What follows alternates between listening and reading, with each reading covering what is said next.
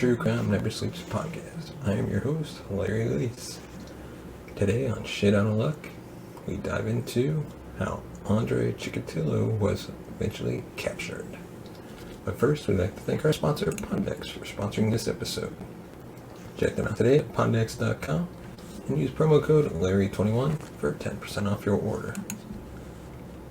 And as always, you can be a part of the show. Send us a voicemail at 682-305-0483.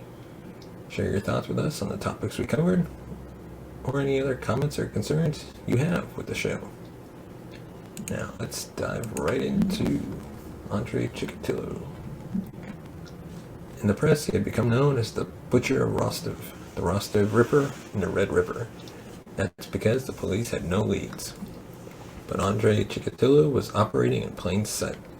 Before it was over, he'd become one of the most prolific killers in the Soviet Union, going on a killing spree for 20 years. Sexual degradation of more than 50 children and women was his hallmark. Chikatilo's first assault was during his time as a teacher in the early 1970s, when he began exposing himself to students and fondling female students.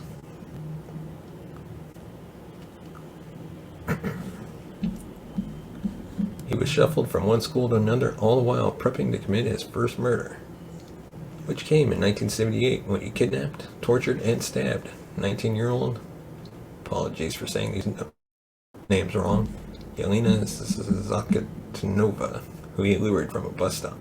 Throughout the 1980s, Chikatilo increased the number of victims each year. He most often preyed on homeless children and runaways, frequently picking them up from transit stations.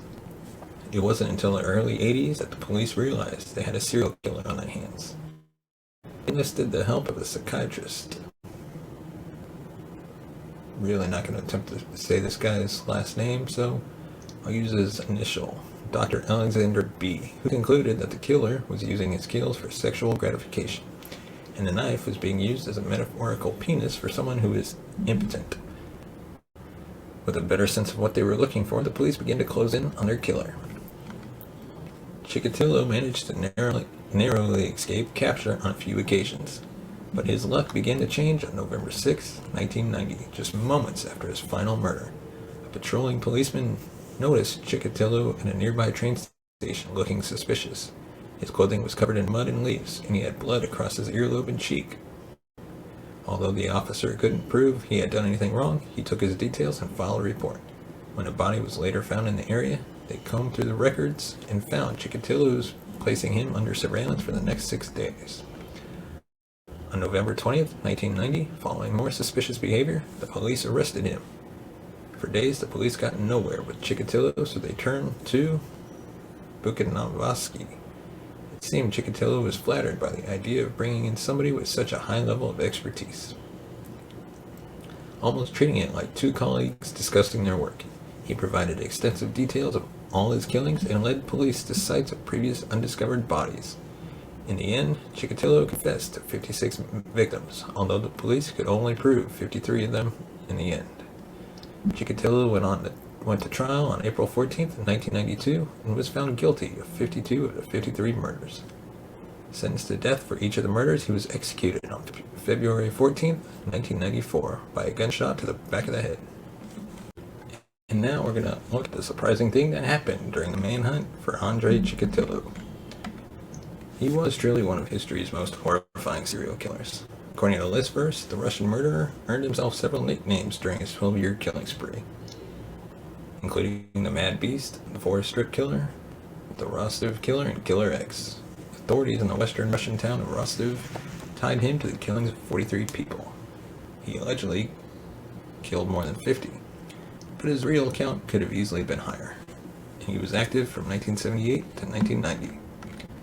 The search for him had some interesting unintended consequences.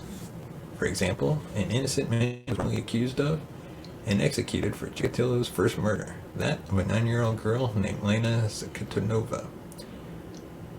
Well, Alexander Kravchenko wasn't completely innocent, he just didn't kill her. He was a convicted rapist, and police arrested him for the murder of the girl, tortured him, and he ended up confessing to the crime under duress. Chikatilo's manhunt had other surprising results as well. Authorities tried several tactics to catch him. They set up hidden cameras at areas where he was known to look for victims, such as train and bus stations. They had female undercover cops pose as runaways, and others posed as railway employees or mushroom foragers, since he was known to kill his victims in the forest. Still, he evaded capture for years. But while they were looking for Chikatilo, police ended up finding and arresting many other criminals.